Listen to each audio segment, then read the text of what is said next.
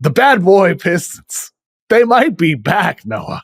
Oh, yeah. Brawl with the Minnesota Timberwolves with 5 players and 2 coaches ejected. Isaiah Stewart, Ron Hall, and Marcus Sasser on the Pistons side with their head coach, JB Bickerstaff. And then on Minnesota, Naz Reid and Donte DiVincenzo with Wolves assistant, catch this, Pablo Prigioni. Yeah. The people ejected Pablo Prigioni. Whoa, what a throwback name there, huh? Yeah, well, I saw a tweet. I don't even know what the app is, but you always see the screenshots when something happens during an NBA or an NFL game or something where it's showing you the play-by-play, and I guess people can comment on each play. And somebody commented under Pablo Prigioni, and this just made me feel old. I know that there are times you probably feel the same on Twitter at this point, but there was a comment that said, "Is he a player? Who is that?" And I'm like, oh, come on, man. That's a legend right there. That was one of the oldest rookies, maybe still the oldest rookie of all time, I think, right? Wasn't he 37 when he came into the NBA and had like 3 awesome years in the NBA? I love Pablo Prigioni. But the part of this brawl that was my favorite by far, and I'd love to know your take on this. If you watch the brawl, obviously Holland and DiVincenzo get tangled up and they get spilled out into the front row, which is also, can you imagine getting awesome seats baseline and then immediately getting crushed by like 8 massive NBA players, including Naz Reid hard from the back, and then Isaiah Stewart coming on the other direction. That was crazy. But the part that got me was if you watch the outskirts of it, slowly but surely, Alex Rodriguez just starts creeping in.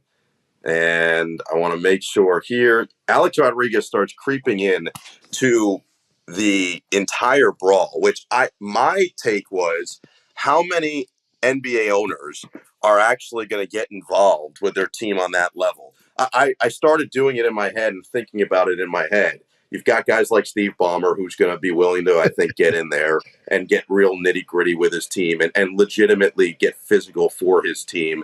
I think you've got guys like Josiah is probably underrated in that sense. And then you've got others where you just know. I don't think that Patrick Dumont is getting up and is squaring up for the Dallas Mavericks at this point. So it was a fascinating look into what the Minnesota Timberwolves are about. It obviously sparked them for the game. But I'm with you. I love this from the Detroit Pistons. And I got to see them up close a couple months ago, about a week and a half, a month and a half ago, where you see it. Like, this is what they embody, and this is what fuels them. And it really starts with your best player. If your best player, and for both these teams, I think you can say that, is about that action, which Cade Cunningham is, and I know he didn't play last night in this.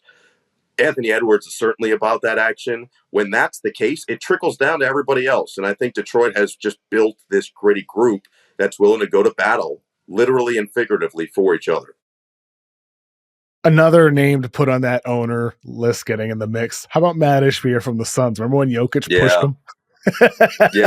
Yep, for real. That's another one. He legit was about it.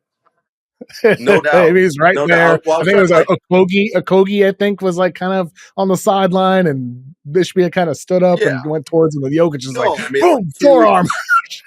For sure. Like, Cuban was fully, if he was still there in Dallas and something's going down, he was up. He was there. He was active. Yeah. But you just know that I'm trying to think the number. I think it's probably 10 to 12 that I feel good, not only being in there, but actually holding their own. Alex Rodriguez is probably number 1 in terms of holding his own. If he actually got into a scrum, somebody who's got legit experience of battling with professional athletes. So let her rip. Go ahead, A-Rod. We love it. Yeah, A-Rod, I mean, what is he? 6'3", 6'4". He's still in great shape. I mean, A-Rod definitely in the mix until LeBron James is an owner in some amount of years. A-Rod's probably top on the list for owners that can hold their own. Sure. MJ would have been there, right? Michael Jordan, when he was still in Charlotte, would have been at the top and clearly would not have backed down from anybody or anything. I still love those stories of MJ at 50 years old, 55, getting in at Charlotte practice and somehow, busting a lot of his players out on the court. That's always still my favorite stuff. I love any of those legendary stories, and who knows how true or what level of truth comes with that. But a lot of them say it, and so I'll stick with it. I would love to hear if A-Rod's got legit skills, though, in terms of basketball, because we know that he's going to fight for the players. Clearly, he'll get up, suit and all. I think he unbuttoned the button. It was like Superman coming out of the phone booth for him with his jacket. But I don't know what about his actual basketball skill. I would love to see him on the court. I would love to see that as well. I can't, every time we talk about A-Rod, I can't get the image out of my head of him just slapping the ball out of Arroyo's hand while running down the first base line. Such a cheap move. What a loser move. Oh, sorry. I forgot that this is a Boston-friendly podcast. Yeah, I got to make sure that I'm ready with all of the You a Yankees Yankees and/or New fan? York sports. I'm not. I'm not a Yankees fan, so I can at least help you out there. Okay. Mets? Yeah, my dad's from Queens. Okay.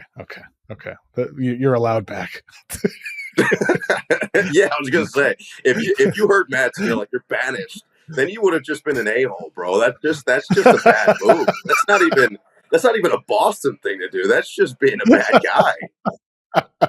I mean, what reason would I have to say that?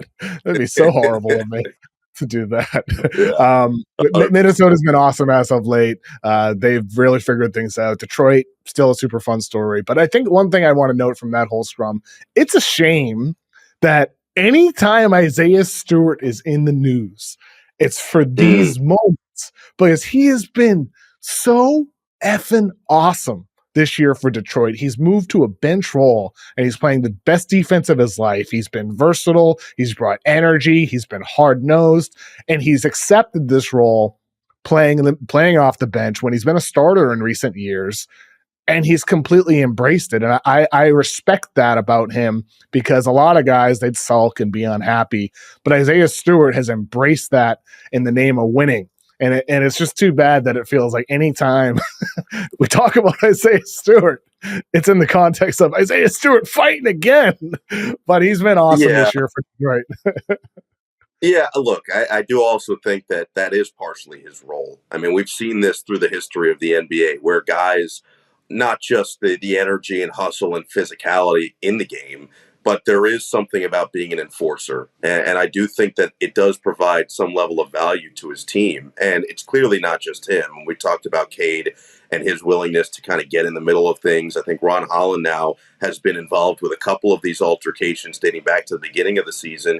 And Malik Beasley is kind of the king of egging things on. And if you heard Michael Grady on the Wolves broadcast talking about the fight, he had mentioned, and I know the players had mentioned after the fact, that this had been boiling over for the previous couple possessions. It felt like this had been several minutes. And so even for Isaiah Stewart, which as you see here, he gets a nice little hand to the midsection of Donte DiVincenzo. Again, the dude in the sweater vest next to Donte had no idea his night was going to end this way.